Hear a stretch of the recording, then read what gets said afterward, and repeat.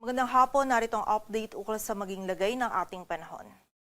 Makikita natin ngayon dito sa ating satellite animation itong mga kaulapan sa bahagi ng Mindanao. Ito po ay dulot pa rin ng Intertropical Convergence Zone or ITCZ, kung saan yung ITCZ pa rin yung magdudulot po ngayong gabi ng mga pag-ulan mostly sa area ng Mindanao. Partikular na yan dito sa Zamboanga Peninsula, Basilan, Tawi-Tawi, maging sa Sorsogon, Davao Region at ilang bahagi din po ng Caraga. Kaya naman patuloy pa rin pag-iingat para sa ating mga kababayan dyan sa posibilidad ng mga pagbaha at pagguho ng lupa. Samantala, ang northeast monsoon o amihan naman ay nakaapekto pa rin dito sa area ng extreme northern Luzon. Patuloy pa rin po ito magdadala ng mga mahihinang pagulan or pag-ambon, lalong-lalo na sa bahagi ng Batanes at Babuyan Islands. At sa nalalabing bahagi naman po ng ating bansa, posible pa rin na makakaranas tayo ng mga biglaang pag-ulan, pagkilat at pagkulog-dulot ng mga localized thunderstorms. So kapag po tayo ay lalabas, huwag pa rin natin kalilimutan yung mga pananggalang natin dito sa mga pag-ulan na ito. And sa kasalukuyan, yung minomonitor po natin na low pressure area sa labas ng ating area of responsibility. Kaninang alas 3 ay huling namataan sa layong 1,210 kilometers silangan ng southeastern Luzon. Tumataas na po yung possibility nito na maging isang ganap na bagyo. So nakita po natin between ngayon hanggang sa Thursday yung possible development po nito into a tropical depression. And also, posible din po ito or papasok ito sa loob ng ating area of responsibility mamaya or bukas po ng umaga. And nakita natin mga susunod po na araw ay mostly posibleng or mataas po yung possibility na patungo ito dito sa may central portion pa rin ng ating bansa. So ito pong LPA na ito or yung potential na bagyo natin, yung magdudulot po ng mga pag-ulan sa mga susunod po na araw dito sa malaking bahagi ng Visayas at ilang areas pa ng Southern Luzon at Mindanao. Kaya naman continuous monitoring po tayo and patuloy na magantabay pa rin sa mga updates na ipapalabas ng Pag-asa.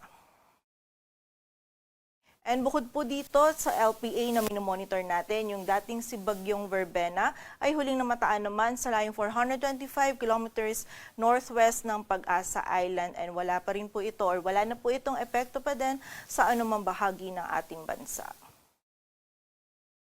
At para nga sa maging lagay ng panahon bukas ng Miyerkules dahil na-expect po natin na lalakas ang amihan or magkakaroon po tayo ng surge ng amihan, magiging maulap po yung ating kalangitan at may mga mahihinang pagulan or pag-ambon pong mararanasan dito sa Batanes at Cagayan. Samantala, for most areas naman ng Ilocos Region at Cordillera Administrative Region, posible din po yung mga isolated light rains o yung mga pag-ambon na dulot pa rin po ng amihan. Samantala, for the rest of Luzon naman, kasama yung Metro Manila, magiging bahagyang maulap hanggang sa maulap pa rin po yung ating kalangitan. Posible pa rin yung mga biglaang pag-ulan, pagkilat at pagkulog-dulot po yan ng mga localized thunderstorms. And expect din po natin pagsapit ng hapon, mas tataas din yung possibility ng mga pag-ulan dito sa may eastern section ng Luzon. Agwat ang temperatura sa Metro Manila ay mula 24 to 32 degrees Celsius. Samantala, dito naman sa bahagi ng Mindanao, patuloy pa rin po tayo makakaranas ng mataas na possibility ng mga pag-ulan, pagkilat at pagkulog-dulot pa rin po ito ng Intertropical Convergence Zone or ITCZ. So bukas po, meron pa rin tayo mga kalat-kalat na pag-ulan for the area of Zamboanga Peninsula, Basilan, Tawi-Tawi, maging sa area din ng Sorsogon at sa may Davao Region. So muli po, pag-iingat pa rin para sa ating mga kababayan dyan sa posibilidad ng mga pagbaha at pagguho ng lupa. Samantala, for the rest of Mindanao naman, maging dito din sa buong bahagi ng Visayas, magiging bahagyang maulap hanggang sa maulap din po yung ating kalangitan. Meron pa din mga posibilidad ng mga biglaang pag-ulan, pagkilat at pagkulog-dulot ng mga localized thunderstorms. Agwat po ng temperatura sa Cebu ay mula 26 to 32 degrees Celsius at sa Davao naman ay 24 to 32 degrees Celsius. Para naman po sa lagay ng dagat baybayin ng ating bansa, wala po tayong nakataas na gale warning. Ngunit iba yung pag-iingat para sa mga kababayan natin na maglalayag dito sa seaboards ng Northern Luzon sapagkat magiging katamtaman hanggang sa maalon po yung lagay ng ating karagatan. And bukas po kung saan na-expect natin na may surge tayo or magsisimula po yung surge natin ng amihan, ay posible din po tayo magtaas na ng gale warning dito sa area ng extreme Northern Luzon, particular na po yan sa Batanes. So muli, continuous monitoring po tayo and mag-antabay lamang sa updates na ipapalabas ng Pag-asa. At ayon nga naman po dito sa ating TC Threat Potential kung saan pinapakita po natin yung posibleng track nitong LPA na minomonitor natin. So from December 2 to December 8, nakikita natin na itong LPA na ito ay may high chance of development into a tropical depression and approaching po ito dito sa may central portion ng ating bansa. So likely po yung landfall scenario natin dito sa may area ng Visayas, Eastern Visayas, or dito sa may Dinagat Islands or sa babang bahagi din po ng Southeastern Luzon. Most likely po yan by Saturday or Sunday. But in-expect po natin, habang papalapit itong LPA na ito or itong potential na bagyo nito na papangalanan po nating Wilma, ay simula po Thursday, posibleng yung trough or extension nito magdulot na ng mga pag-ulan sa area ng Eastern Visayas. And dito may kita naman po natin from December 9 to December 15, ito pong LPA or potential bagyo na minomonitor natin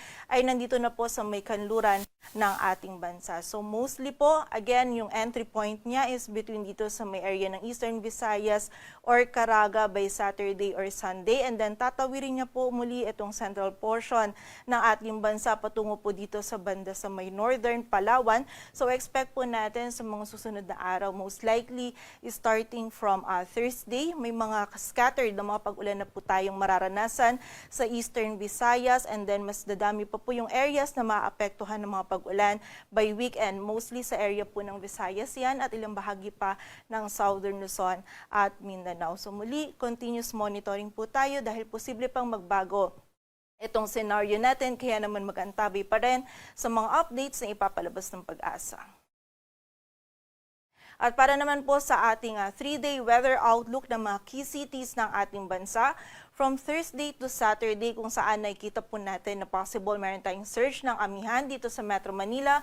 Meron po tayong magiging bahagyang maulap hanggang sa maulap po yung ating kalangitan. Posible yung mga may hinang pag-ulan or pag-ambon na dulot ng amihan. Samantala for the area naman ng Baguio City, magiging maulap po yung ating kalangitan at mataas din yung possibility ng mga light rains natin. And sa area naman ng Legazpi City, by Thursday, posible pong yung amihan natin ay umabot sa Southern Luzon, kung saan dito sa area ng Legazpi, magiging maulap po yung kalangitan natin by Thursday at magiging mataas po yung possibility ng mga light rains. Ngunit by Friday or Saturday, kung saan mas malapit na po yung low pressure area or potential bagyo na minomonitor natin, magiging mataas na po yung possibility dyan ng mga scattered ng mga pag-ulan, pagkidlat at pagkulog, dulot po ng trough ng minomonitor natin na weather disturbance. Agwat po ng temperatura sa Metro Manila ay mula 23 to 31 degrees Celsius, sa Baguio ay 16 to 23, sa Legazpi City naman ay 24 to 31 degrees Celsius. Samantala dito naman sa bahagi ng Metro Cebu at Iloilo, by Thursday and Friday, meron po tayong mararanasan lamang ng mga biglaang pag-ulan, pagkilat at pagkulog-dulot ng mga localized thunderstorms. But by Saturday naman, magiging mataas na po yung possibility ng mga pag-ulan natin. Posibleng hanggang malalakas na pag-ulan yung ating mararanasan.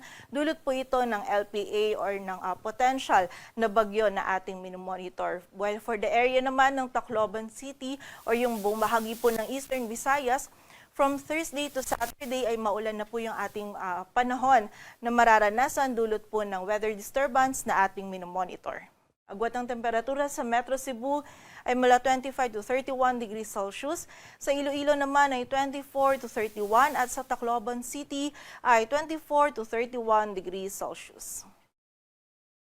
Samantala dito naman sa bahagi ng Metro Davao, Cagayan de Oro City at Zamboanga City, from Thursday to Saturday patuloy pa rin po magiging bahagyang maulap hanggang sa maulap yung ating kalangitan. Meron lamang po tayong mararanasan pa din ng mga isolated o yung mga biglaang pag-ulan, pagkilat at pagkulog-dulot ng mga localized thunderstorms. And during severe thunderstorms, posible pa rin po tayo makaranas ng makatamtaman hanggang sa malalakas na pag-ulan na maaari pa rin po magdulot ng mga pagbaha at pagguho ng lupa, kaya naman pag-iingat pa rin para sa ating mga kababayan. Agwat po ng temperatura sa Metro Davao ay mula 25 to 33 degrees Celsius. Sa Cagayan de Oro City ay 25 to 32, while sa Zamboanga City naman ay 24 to 34 degrees Celsius. Dito sa Metro Manila, ang sunset po natin ay 5:25 p.m. at ang sunrise naman ay bukas ng 6:06. Patuloy po tayo magantabay sa updates na ipapalabas ng Pag-asa. Para sa mas kumpletong impormasyon, bisitahin ang aming website pag-asa.dost.gov.ph. At para naman sa pinapalabas ng ating mga regional offices ng mga thunderstorm advisories or mga heavy rainfall warnings, bisitahin ang aming website panahon.gov.ph.